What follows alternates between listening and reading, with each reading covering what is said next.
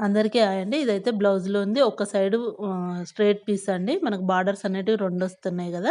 Same సైజ్‌లో వచ్చాయండి 2 అయితే చూడండి. ఈ విధంగా హ్యాండ్స్‌కైతే పెట్టుకున్నాను.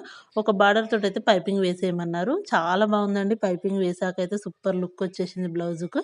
చూడండి ముందు మనకు ఖర్చు అంటే మనకు ఇట్లా కోర్‌లాగా ఉన్నాయి స్టిచ్ వేసుకోవద్దండి. పైపింగ్ వేసుకునేటప్పుడు కొంచెం లావుగా కనిపిస్తుంది.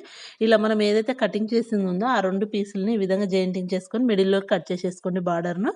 ఇలా కట్ చేసుకొని స్టిచ్ వేసేసుకోండి. దాని పైనుంచి ఇంకొక స్టిచ్ గూడా వేసుకోండి. సేమ్ కలర్ థ్రెడ్ ఉంటే పైనుంచి గూడా స్టిచ్ వేసుకోవచ్చండి. అది మన చాయిస్.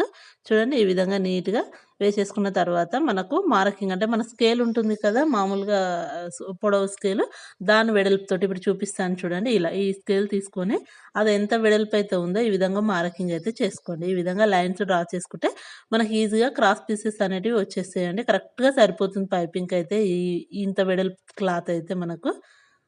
చూడండి ఇలా ఎన్నొస్తే అన్నిటిని తీసేసుకొని కట్ చేసేసుకోండి నీట్‌గా. మనం ఎలా అయితే మార్కింగ్ చేసుకున్నామో అదే విధంగా కటింగ్ కూడా చేసేయండి.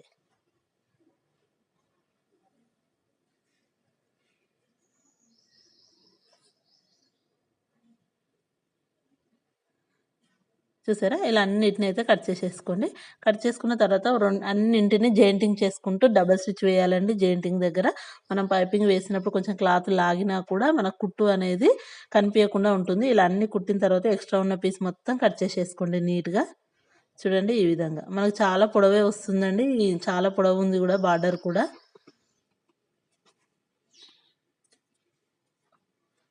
చూసారా? ఇంత అయితే వచ్చేసింది. ఇప్పుడు మనం బ్లౌజ్ తీసుకుందామండి. బ్లౌజ్ తీసుకొని నీట్‌గా పైపింగ్ అయితే వేసేద్దాం. మన ఛానల్‌లో చాలానే ఉన్నాయండి పైపింగ్ వీడియోస్ అయితే. మళ్ళీ కూడా మీకు ఇంకెవరైనా చాలామంది సబ్స్క్రైబర్స్ అయిపోయారు గదా! మళ్ళీ ఎవరైనా చూస్తారేమో అని జెప్పేసి ఈ వీడియో అయితే మళ్ళీ తీస్తున్నాను నేను. చూడండి ఇలా నీట్‌గా మనం పైపింగ్ క్లాత్ పెట్టుకుంటూ బ్లౌజ్ పైన మొత్తం స్టిచ్ వేసుకోవాలండి నీట్‌గా.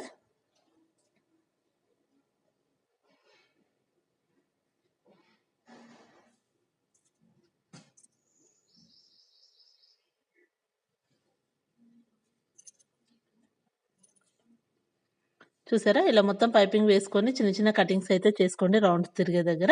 ఇప్పుడు పైపింగ్ థ్రెడ్ అయితే తీసుకోండి. నేను తీసుకున్న పైపింగ్ యొక్క థ్రెడ్ వచ్చేసి 10 నంబర్ అండి. 10 నంబర్ అయితే తీసుకున్నాను పైపింగ్ యొక్క నంబరు. చూడండి ఇలా క్లాత్ మధ్యలోకి పెట్టేసుకొని ఖర్చు అనేది కిందికి పోవాలి. మనము పైపింగ్ థ్రెడ్ అనేది మనం వేసుకున్న పైపింగ్ క్లాత్‌కి మధ్యలో ఉండేలాగా చూసుకొని, ఈ విధంగా నేను ఎలా అయితే వేస్తున్నానో ఆ విధంగా నీట్‌గా రౌండ్ నెక్‌కు మొత్తం పైపింగ్ అయితే వేసేసుకోండి. ఇలా మనం బార్డర్ తోటి పైపింగ్ వేయడం వల్ల లుక్ కూడా చాలా బావుంటుందండి. బ్లౌజ్ వేసుకున్నప్పుడు శారీకి మ్యాచింగ్ ఉంటుంది గదా! చాలా బావుంటుంది. ఇలా 2 బార్డర్స్ వచ్చినప్పుడైతే మాక్సిమం ఇదే పైపింగ్ వేయడానికి చూడండి చాలా అంటే చాలా లుక్‌గా ఉంది. చూసారా ఎంత బాగా వచ్చేసిందో? నీట్‌గా కూడా ఉందండి. చూసారా? ఇప్పుడొచ్చేసి మనం ఏదైతే వేసుకున్నామో పైపింగ్‌ది బ్యాక్ సైడ్ వచ్చేసి ఆల్రెడీ ఫోల్డింగ్ అండి. నేను వన్ సైడ్ స్టిచ్ వేసుకోలేదు కదా! ఈ విధంగా నేను ఎలా అయితే ఫోల్డ్ చేసుకుంటున్నానో అదే విధంగా మొత్తం ఫోల్డ్ చేసేసుకొని స్టిచ్ వేసుకోవాలి. మనం స్టిచ్ వేసుకునేటప్పుడు ఎంతైతే విడ్త్ తోటి వేసుకుంటున్నామో పాదమంచు ఉందా, ఎంతుందో చూసుకొని మొత్తం నెక్కుకు అదే సైజులో వేసేయాలండి. చూడండి ఇలా క్లాత్‌ని ఫోల్డ్ చేసుకుంటూ వెళ్ళిపోవడమే నీట్‌గా.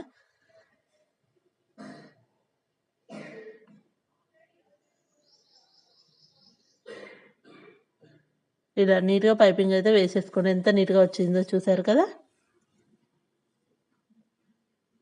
ఇలా నెక్ మొత్తం అండి మనం ఎంత వరకు ఉంటే నెక్‌కు ఇదే విధంగా క్లాత్‌ని ఫోల్డ్ చేసేసుకొని దాని పక్క నుంచి స్టిచ్ వేసుకుంటూ వెళ్ళిపోవడమేనండి. చాలా బా వస్తుంది.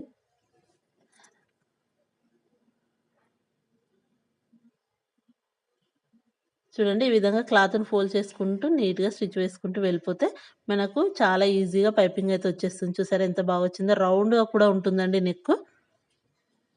ఎంత నీట్‌గా ఉందో చూసారు కదా! వీడియో నచ్చితే తప్పకుండా like, share and subscribe. Thank you. Thank you for watching.